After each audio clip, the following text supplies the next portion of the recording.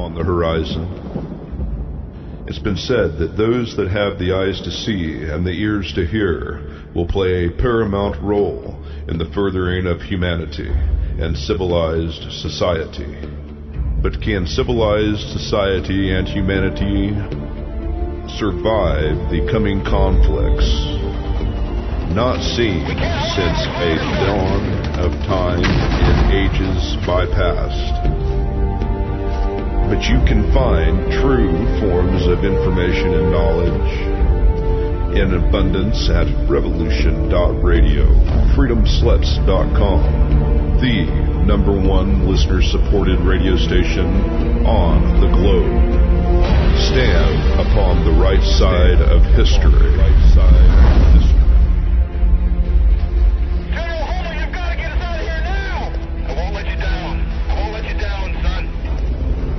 Revolution.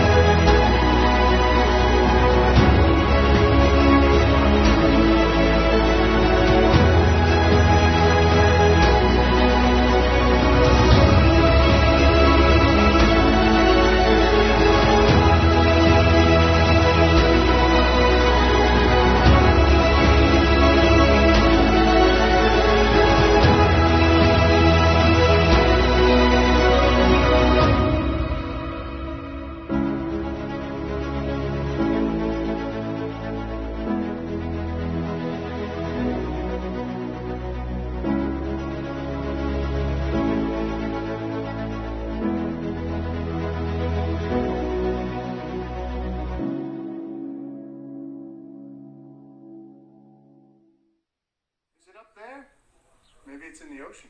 You're both wrong. Heaven's right here. Where? Under this rock? It's everywhere, you fucking morons!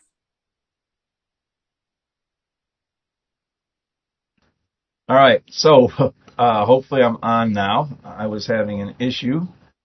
I was trying to play a pre-recorded show, and I was having, we'll just call it difficulties. So, welcome to Morning Coffee Rant with Dan. I'm the spiritual anarchist, Dan Arnold, and happy Thanksgiving. The show that I had pre-recorded was pretty good. Don't know if I can do that, but it was probably going to be too long anyway. It was like a whole hour. And today is, of course, November 27th in the year of all of us. It's Thursday, Thanksgiving. What are we thankful for? I could sit here and talk about gratitude. I think gratitude's important. Whenever I pray, I'll pray in such a way where I say, for anything that I've done or have not done that wasn't in the highest good of myself or for others, I'm sorry. Thank you for all the abundance that you've given me. And I'll look around, I'll name off some things, because there's always something to be thankful for.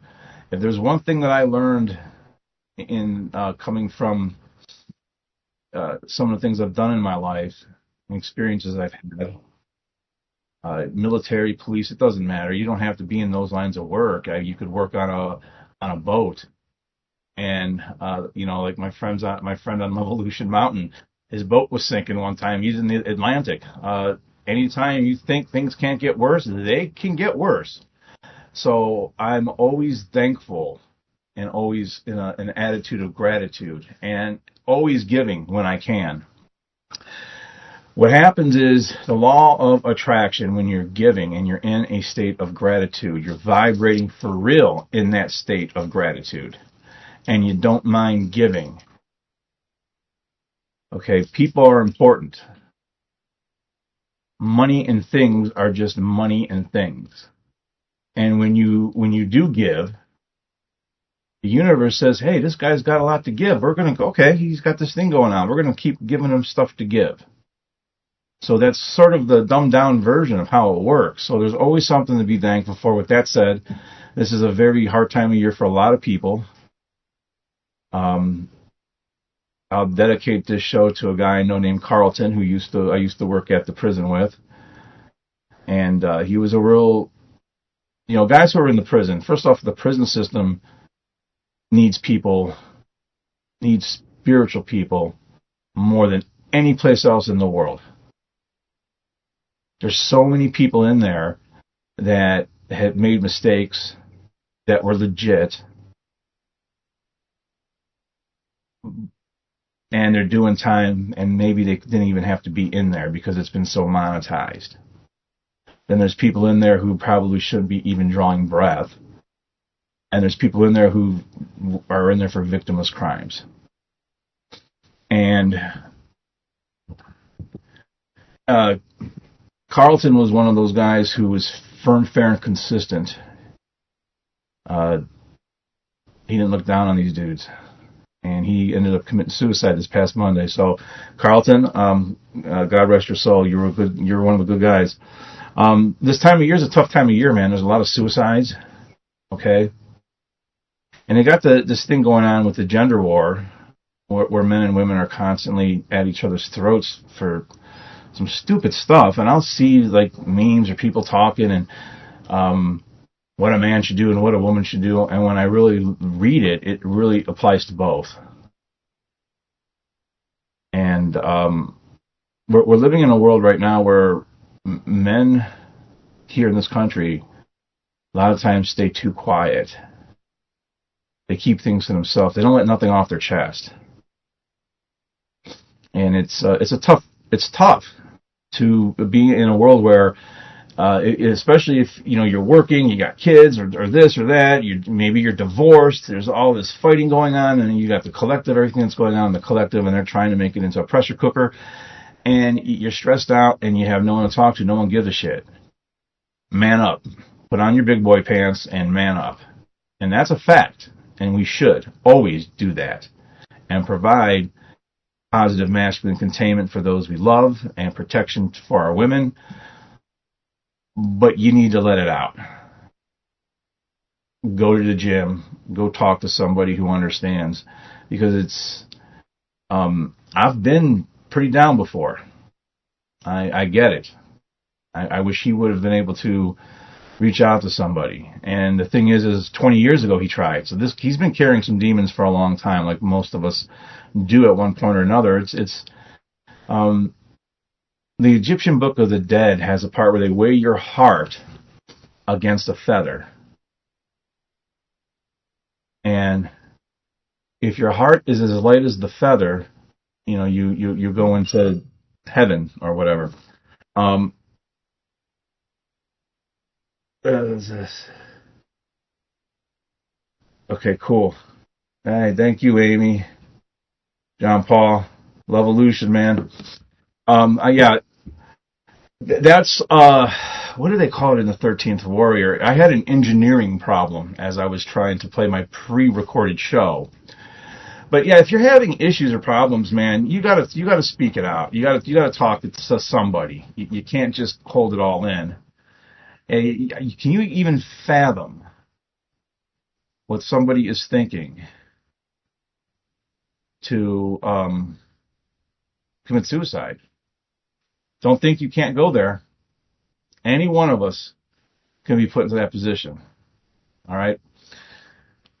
And religiosity, people tell you that people that do that are going to hell and blah, blah, blah. That's just the state's way of trying to control you. You don't. That's not, I really don't believe that. I don't even believe there's a hell in the sense that they say, but neither here nor there. God rest his soul. May he rest in power. And for everyone else who's suffering like that this time of year. During the holidays, crime goes up, and right now we're in this state in this country where they've got this pressure cooker going.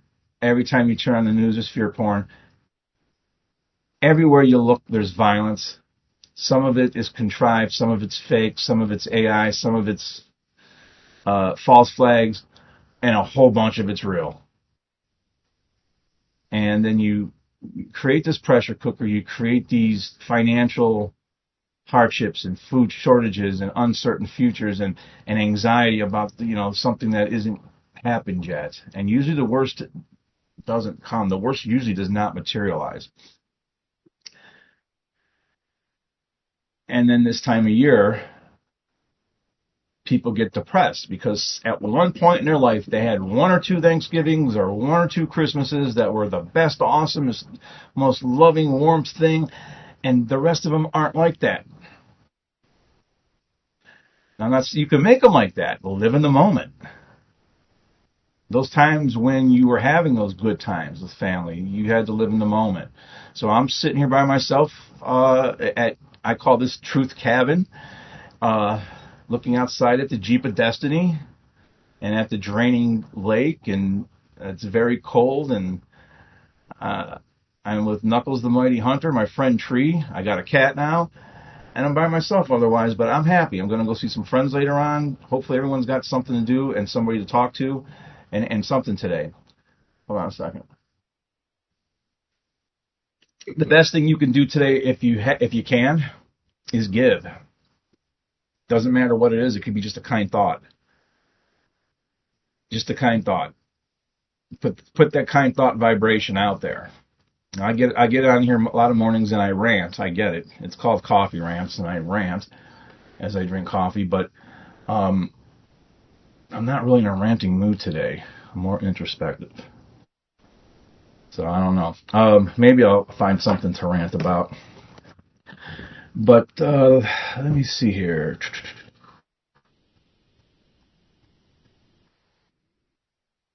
All right. So I talked about in the pre-recorded thing. Before I get into that, let me do the announcements like normal.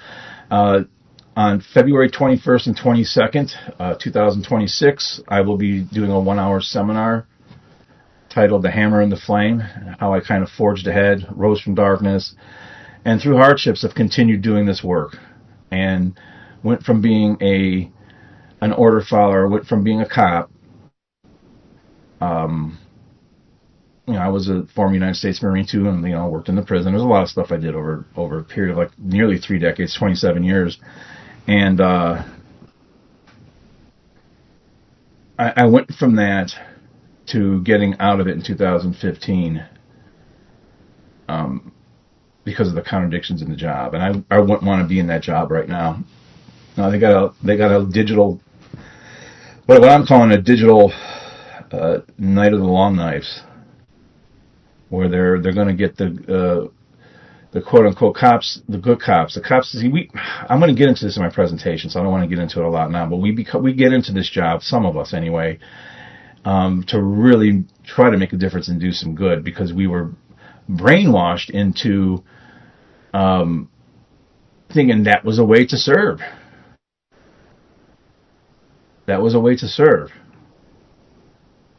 And, it dawned on me several times that throughout my career that, and I was always more of a community policer. I didn't write a lot of tickets. I got in trouble for it. But,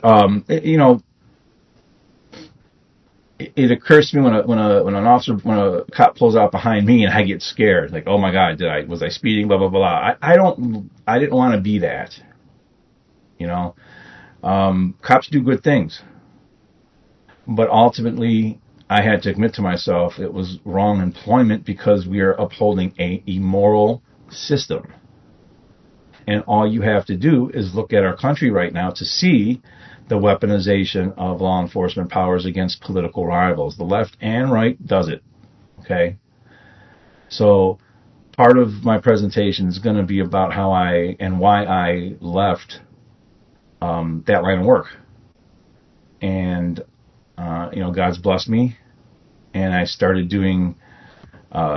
speaking out. I wrote a couple books, and if you know the truth of how this reality functions and you understand God's natural law, the law of causation, cause and effect, karma, and you understand that it is an immutable law that's put into place that governs our behavior.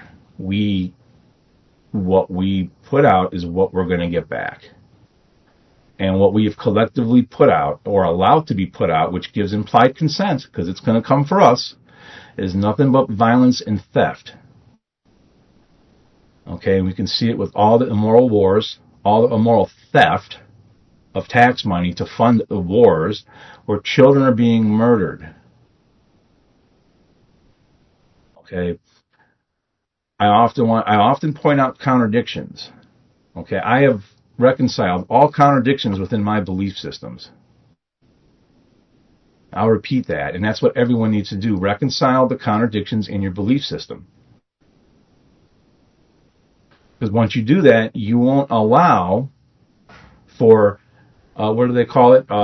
Child-attracted persons, or whatever the hell they call that. You won't allow for that. You won't allow for murder. They've got the far left dressing up like clowns, thinking it's okay to have sex with kids, and they got the far right, go Jesus, thinking it's okay to chop their heads off and blow them up over in the Middle East. Both things are bad. You shouldn't do that to anybody, much less kids. The evil that's running this fucking world targets the children because they feed off that energy. You got to take that back. Don't let them feed off that energy. The God of the Old Testament, Yahweh, that's a devil. All you got to do is read the Bible and see the blood sacrifice, virgin sacrifices, all the death, to understand. The Gnostics knew that wasn't actually God, and Jesus knew that wasn't actually God. Jesus took Thomas into the cave and told him, because you have drank from my mouth, you know you're not like them, you're like me, you know.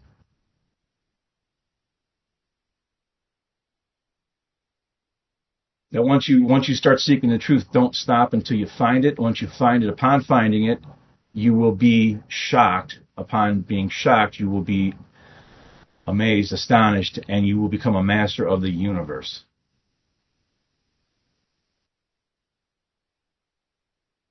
Something else that a lot of the historical or new Bibles won't tell you is Mary Magdalene was a high priestess from Egypt. I highly recommend reading the Dead Sea Scrolls and reading what was uncovered in 1949, I believe, Nag Hammadi in Egypt. All the Dead Sea Scrolls and the Gnostic texts. Read all those. Jesus was teaching truth against religion, against government, and they attempted to murder him by crucifying him. And this is just my opinion. And I'm not trying to, be some preacher or anything here. I'm just saying you're being contradictive if you think Jesus wants you murdering people. You're being contradictive if you think Jesus or Muhammad wants you enslaving people or stealing from people. These are bad things. And it's what we allow. So it's going to come for all of us. What we allow will come for us. Keep that in mind. And today, be grateful that you have your family. We don't know how many Thanksgivings we have. We're living in the greatest time in human history. How many Thanksgivings you got left? How many people woke up yesterday morning that they didn't see this morning? So live more in the moment a little bit. Don't let anxiety, get to you. If the danger is not right in front of you, there's nothing to fear. But again, the hammer and the flame, that's, I'm going to be doing that 1-hour presentation at Funnel 5, Freedom Under Natural Law. That's why I did that little natural law. I'm going to continuously talk about that. And that's that, okay? So I had someone ask me, because sometimes I get into psychology, and I had somebody ask me, hey, where's your degree? Where's your PhD? Where's those letters? Or, you talk about psychological things and blah, blah, blah, blah, blah. Well, listen, my psychology knowledge isn't merely Facebook meme psychology. I've actually studied. And after 27 years of training people in martial arts and being in law enforcement and dealing with different things and having different training courses and taking an interest in it myself, having ops done on me, and also been on the other side of certain ops, I can tell you I've sort of done my clinicals first. Then I started actually studying, if that makes any sense. All of us have that inner psychological knowledge. And when we have it, it keeps us from being as angry and mad at people as we normally would be when you understand what's driving them. I took a very intrinsic interest in that. Okay, I had to heal myself from certain unhealthy coping mechanisms. So I couldn't trust people around here for a reason. And I get into that in my book, Rise from Darkness, Who Are They? And so I took an interest in it. You have to learn how to get into people's head and motivate them if you're training them. What makes them tick? Why they want to learn martial arts, or why they want to compete or be a fighter or whatever. So when that person was asking me that, I just said, I don't discount college education, but who among us cannot be told something, read something, listen to a class, and through memorization, just give them the feedback they want to hear to get a grade? College doesn't teach you how to think. In many cases, it teaches you what to think. And how do you get a PhD to begin with? You attend lectures. You listen to people that know more than you. You go to classes. Well, I've done all that. They write a 10,000 word for their PhD, a 10,000 word dissertation. I've written 257,000 word books. So, no, I'm not trying to pretend I'm a psychologist, a psychiatrist, but I know a little bit about it. And I told the guy that was asking me this, I was like, if we look at all our puppeticians, all the lunatics in politics, and all ticks are parasites, if we look at Washington, D.C., every single one of them has letters behind their name, and all of them have college degrees. How's that working out for us so far? Maybe it's time we had a little self-studied people and some common sense. Okay? That was the supposed allure to Trump, is that he was an outsider and he spoke plainly, and but he's not really an outsider. We're seeing what's going on now. The left and the right work perfectly together to institute what they're instituting. And if you can't see that, I don't know what else to tell you. Yeah, they're doing it perfectly, okay? The transhumanism agenda is in full swing. Agenda 2030, Agenda 21, full swing. So, politics, there's no political cure to this.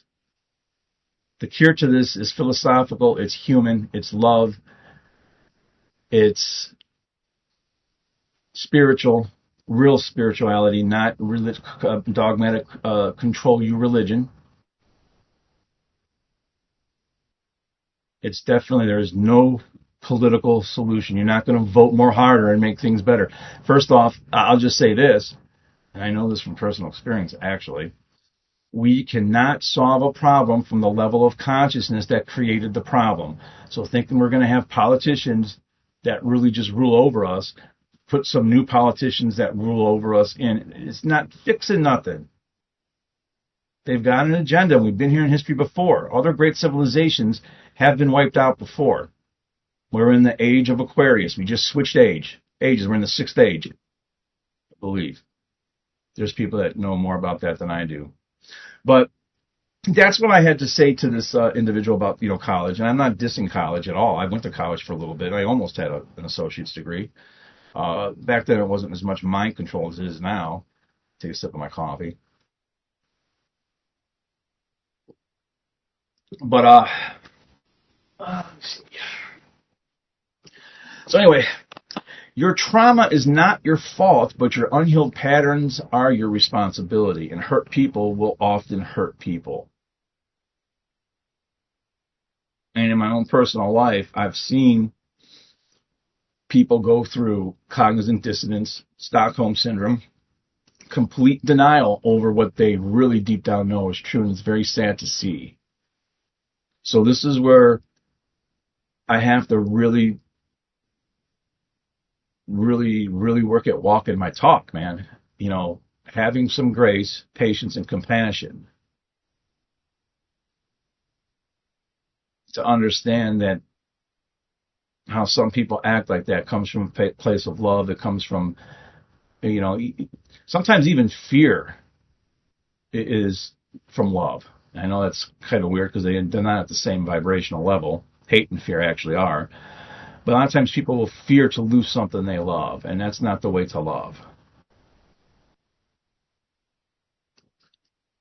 And I'm reminded of a quote from Travis Walton, who was a UFO abductee.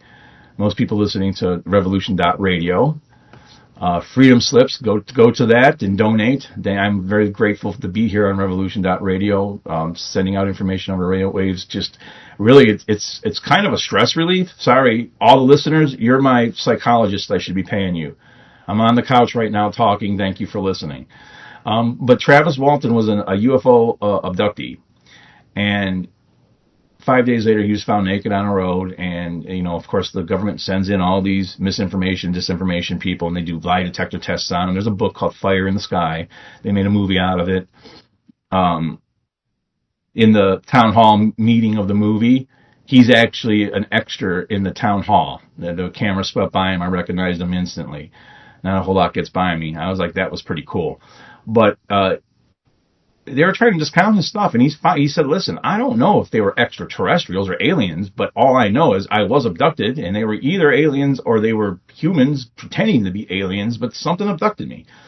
And he passed every lie detector test, and they're not always good, but he passed every one, and he has a saying that this is his quote. I've come to realize that the biggest problem anywhere in the world is that people's perceptions of reality are compulsively filtered through the screening mesh of what they want and do not want to be true. So right now, Republicrats don't want what's going on with their savior to be true. I think people are starting to wake up, though. I think people are starting to wake up. But anyways, I digress. So what I talked about was, and this is going to be just in a quick abridged version. I talked about this for an hour, and I'm going to just talk about it briefly today. And that is transference. Hold on one second. You are live on Revolution.radio. Let me call you back. I'll talk to you in a few. Okay, so, well, I should probably silence my phone, shouldn't I? Happy Thanksgiving. How about that? Let's see. Yeah, let me put it on Do Not Disturb so that doesn't happen again. So I talked about transference, okay, versus projection. Okay. So what is transference memories? I have somebody doing that right now where they think that they were me as a kid and that I was my stepdad. I mean, it's remarkable, actually. I'll just tell you what it is. Transferent memories are unconscious emotional patterns from past relationships that get projected onto people in the present. So if you had somebody, a bad, mean teacher, or a bad parent, or a bully, or a bad boss that gave you a very bad negative experience in life, and now you're with somebody else, a lot of times you will put that memory onto them as if they're the ones doing it before you even give it a chance. Give them a chance. So,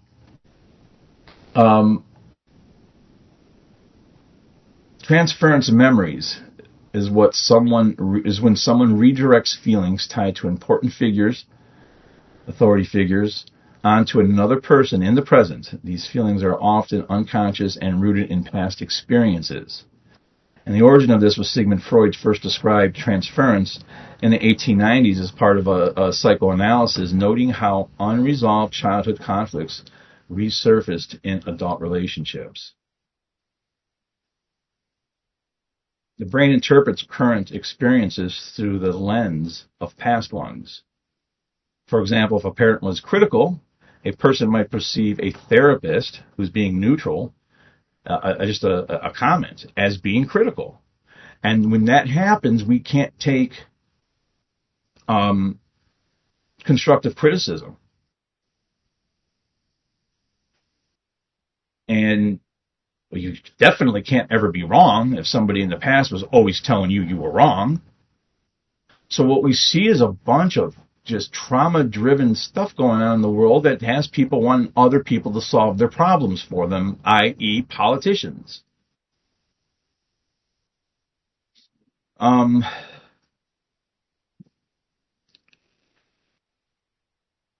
So why does transference matter? Transference memories, insight into the past. Transference memories will reveal unresolved emotional conflicts and patterns that you have. And in any type of therapy, you have healing potential if you understand that that's what you're going through, that it's from your childhood. You haven't gone back to your childhood. When I was at Float Fest, there was a practitioner that took me back to when I was 7 years old. And I had to tell my 7-year-old self, hey, dude, you're going through a tough time right now, but you're going to be okay. You understand that? You're going to make it. And my younger self just nodded at me. And I told him, hey, this is going to pass and you're going to forgive this situation. There's going to be other situations that you're going to have to be careful of, but you're going to be okay. You're going to get through them.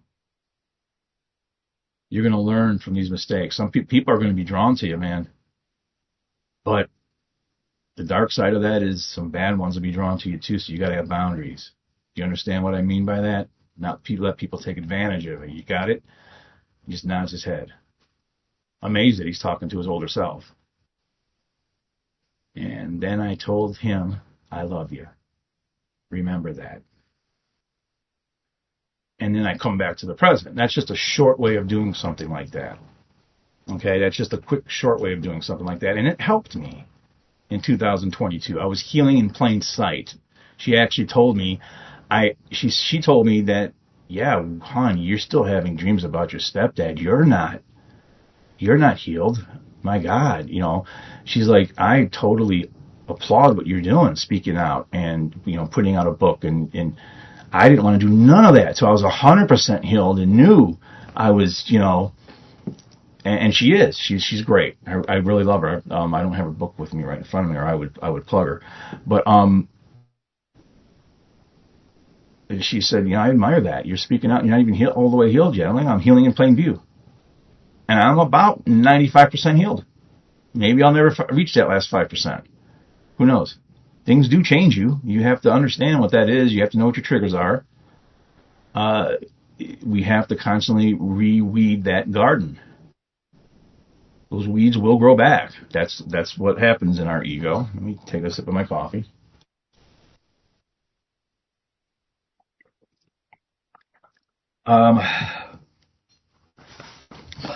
So, transference versus projection, okay? Transference is past feelings toward one person that are directed to another in the present. And projection is one of your own traits or emotions that you will attribute to someone else, accusing another of being angry when you are, accusing of another, for instance, my time don't mean dick to you, when you're the one who's actually late for everything all the time. So usually what happens with projection is a lot of mentally ill people that don't realize they are with defensive narcissistic disorder. They will project all their stuff onto you. Hurt people hurt people. Just recognize when that's being done. There is a meme, and I forgot where I seen it, but this is in psychology too, so this is pretty solid. I am not what you say I am. You are what you say I am. Many times this is the case. Recognize when that's happening. Recognize when somebody is going into cognizant dissonance over a loved one who's turned into a monster and they don't want to, they're in like mom denial. It's out there. And I put in my book, Violence and Ego, you know, I want to understand people's problems because it'll help me to diffuse situations. It'll help me to, if somebody's in crisis, it could help me to talk somebody down and diffuse a situation, right? But there is that point where I will use force to defend myself, and I really don't care what your mental health problem is. If it's causing you to want to initiate harm, at that point in time, it will not matter to me. And I'm not waiting for a special monkey suit and a shiny thing on their chest to come save me. Because police officers will investigate your murder. They're going to get there after the fact. It's a reactionary sport. And most cops will tell you that. And the first time I ever heard that was from one of my training officers in the police academy. So I'm speaking righteous truth with this. So some of the key takeaways from transference versus projection is transference memories are not just distortions. They are living echoes of past relationships that will shape present interactions. And they can shape present interactions in ways that you ascribe something to somebody that's not true. Just because you got some constructive criticism that might have triggered something that from somebody in the past that did something negative to you, don't let that transference of a memory come up. And then don't project your own gunk onto others. So, let me see here. I got into a little bit of past lives through transference of memories. There was a story. I'm part of the metaphysical, kind of supernatural, what I would call simply natural community around here. And there's a story where a 9-year-old boy remembered his past life, was murdered in a past life, and like recent past, like within the same 20, 30 years, and took the police at 9 years old, took the police to where his remains were buried, and sure enough, there were remains there, and it's just astounded everybody. So, I've talked about past life stuff. I've talked about, I want to have my past life memories in my next life. I'm not coming back to this clown show unless I come back and I'm a savant right at like age 6. Age 7. I don't want to be in my late 40s, early 50s before I start remembering things or start, being allowed and read in on things, quote unquote. I want to know things from the beginning. Okay, I better be telepathic and totally psychic, 100% telepathy, everything by like age 8, or I'm not coming back to this clown show. I'm going to politely decline. They can send my soul wherever they want to send it. That's how they keep us trapped here. And that's some of David Icke's work. I like some of his work. But I got into a little bit of that in this because it was a whole hour, so I got more in depth into it than I just did now. But it's important to know because you're going to be less apt to use force when you know somebody has an issue. If you can see the issue and talk them out of it, talk calmly, and it's very important to diffuse conflict at holidays. Everyone's going to be arguing over politics. And sports and family dysfunctions are going to come out in full force. Okay? That's why you have to have an attitude of gratitude and keep that level of thankfulness for what you do have. So sit back and watch your uncle and your cousin argue with each other. And be thankful that they're arguing with each other, I guess, as long as they don't get violent or do anything. Just don't let yourself get pulled into unnecessary drama. Sometimes family could be your worst enemy. You have to cut some of them off. I've had to do that. I had someone in my family turn into a Sith Lord. He's cut off. I'll be getting more into that next year. I'll be putting everything out about that. But, you have to do that. And sometimes your family are people that aren't even blood. Sometimes they're in a truth cabin or on a truth mountain. Sometimes they're in another state and they barely know you. But you listen to them and you learn from them. And you become thankful that they're out there speaking the truth, because they've instilled something into you to make you get out and speak the truth. And again, forever and ever, slavery is immoral. And anytime they want to take taxes from you, even 1%, 10% of your earnings, it doesn't matter. They're claiming ownership over you. Anytime someone thinks they have a right to kidnap somebody and imprison them over smoking a plant, or over two adults having a consenting agreement with one another about anything, where there's no victimization. Anytime that they want to tell you that you can't do that, they're claiming ownership over you and you're enslaved. That's immoral. Okay? It's just like this. I'm not some paragon of morality. I've definitely... I had somebody tell me, man, you should get into Vice with your long hair, man. Vice is your language, because I've had plenty of vices. And I think I'll skip going into Vice, because I've had vices. People with vices need therapy, not jail time and tickets. So I politely declined to get into Vice. So I'm not some paragon of morality, but morality is really, the bare bones of it is pretty simple. What are your rights? Your rights are verbs. They're actions. They're not adjectives. Your rights are a verb, which is any action you take that doesn't initiate harm, is your right. And if it's something that does initiate harm, including, coercion, take this shot, or you're going to be fired, or theft, or initiates harm, that's not a right.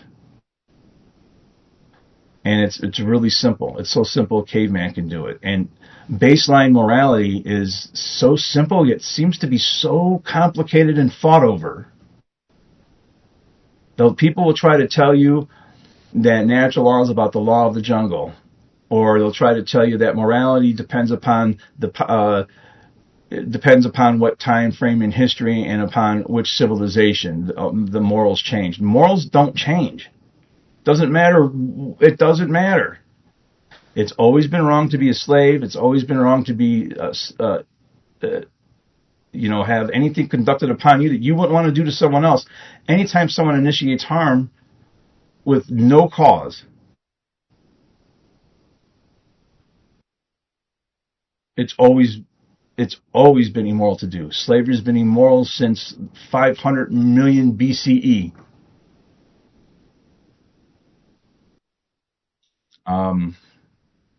Yeah. So that's that. And I think it's just important, kind of losing my thought here for a second, but I think it's just important to understand all that stuff, so that way as you're sitting around the table, listening to people argue about politics and everything else that's going on, you don't get caught up in it. And you have a little bit of patience with the people.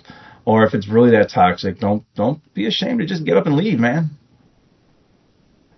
And go enjoy this day. Be thankful about something on this day. Put some thankfulness out. If we tried really hard and we just wrote down every day 3 things that we're actually thankful for, before we know it, we'll be writing, I'm always thankful every day. I'm always pissed off every day too. There's the key to duality. You know why? Because I'm a regular person. but the anger is balanced. I'm not going to stay angry. Do I have resentments at times? Yes. I'm not going to stay resentful. I don't want to stay in that energy. It's like feeding the other person. It's like me drinking poison and expecting them to die. Nor do I want to constantly ruminate about past mistakes. That's part of your shadow work. What have you done that you're not real proud of? Can you speak it? Then can you get by it? There's only a couple lines you're going to cross that are unforgivable.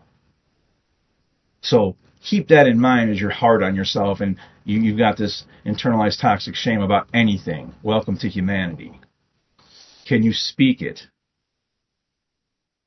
and get by it?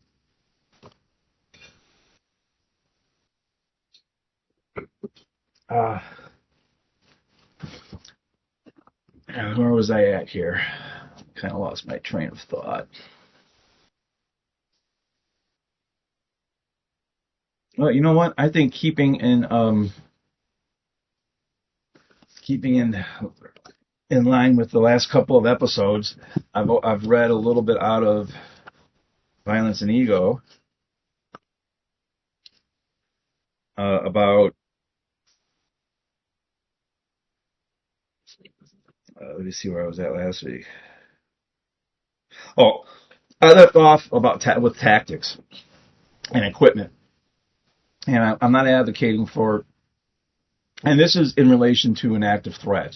If you find yourself in a mall, at a store, someplace, God forbid, God with a capital G forbid, and there's a shooting that takes place. We talked about, doing war games, places you go on a regular basis. What would you do if?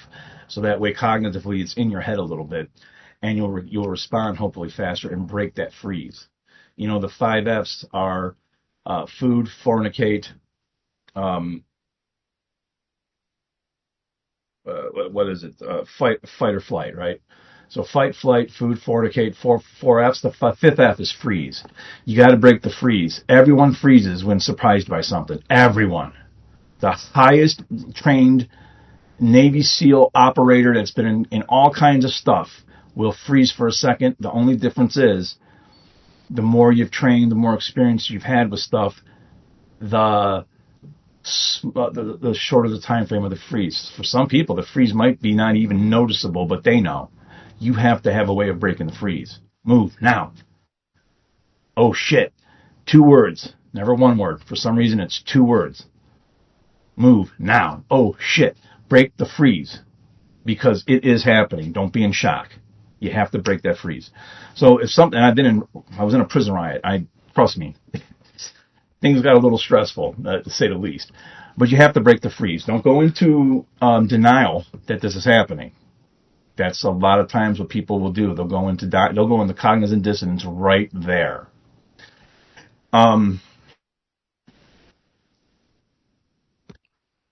Yeah. So I talked about that. Let me see here. Okay. So let's. I'm going to talk about. I wasn't advocating for any particular tactic or any particular method of carry or any particular equipment. I was just advocating in this book. I advocated you pick one of each and do it the same way a lot. If you have a group of people you're with and you've got certain equipment you're going to carry it in the same place. If you have a med kit, everybody should have the same med kit in the same place. It's things like that you want to have that unity together with, so that way you're ahead of time, you know what to do. Like if we have an EMP or electricity outage, have you already planned ahead to where you're going to go and who you're going to meet up with? Or you're going to be able to bug out in place for a little bit and still stay safe, especially during the winter, still stay warm. It's preparation. It's what real self-protection is about.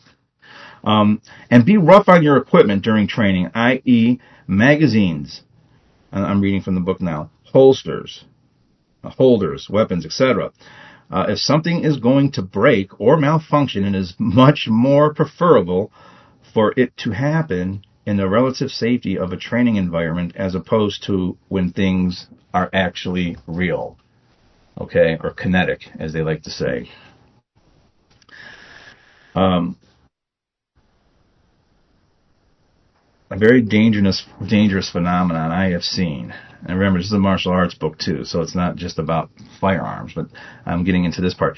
I'm reading. A very dangerous phenomenon that I have seen from both CCW holders and cops who carry off duty is a false sense of security they develop from carrying a firearm. I personally know some very adept martial artists who stopped their empty-hand self-defense training as soon as they were legally able to carry a firearm, and they didn't practice with their firearm as much as they should either.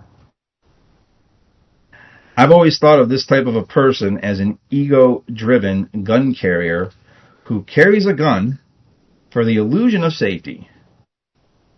To me, and I teach my students this, a firearm, a knife, a stick, a rock, any improvised weapon, or our bare hands are nothing more than tools. We are the weapons. And without the weapon's intent, tools can't hurt anybody. So back to the active shooter situation. Well, I still got a couple minutes. There are a lot of active shooter scenarios I could use. For instance, I haven't covered gun-free zones where a lot of shootings take place. Bad people don't care about this stuff. This is why I don't think the population should ever be disarmed. The bad guys don't care. All right, where am I at here? You know what? And now we're getting into engaging or not engaging the shooter if you're armed. We're coming up on the end of the show, folks. I went from all over the place today, man. Spiritual, religious, love, thankfulness, screw politicians, and self-defense from guns and violent stuff. Anyway, you guys stay safe until next week. Have a good Thanksgiving. Nothing but love. Peace out.